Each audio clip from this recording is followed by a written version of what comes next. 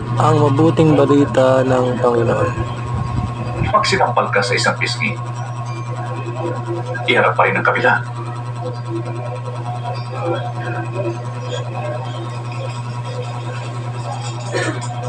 Pag inagaw ang iyong balabal, ibigay mo pati ang iyong damit. Bigyan ang humihingi sa iyo. At pag kinuha ang ari-arian mo, huwag mo nang bawiin pa.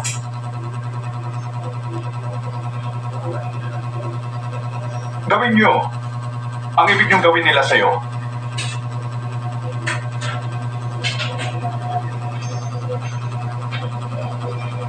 Kung mahal mo lang ang umiibig sa iyo, bakit ka gagantimpalaan?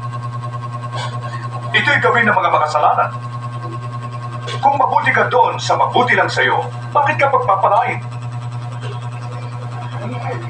Ginagawa rin ito ng mga makasalanan. Hindi na siya nangingawakan. At kinausap pa. Nakasusok lang.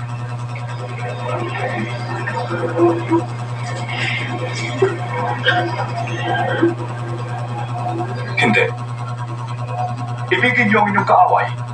Gawan niyo sila ng mabuti at ikaw ay magpahiram ng walang kapalit. Sa gayon malaki ang inyong gantimpala dahil tatawagin kayong mga anak ng Diyos. Sapagkat mabuti siya sa mga masasama. Mahapag kayo, gaya ng inyong amang nasa langit.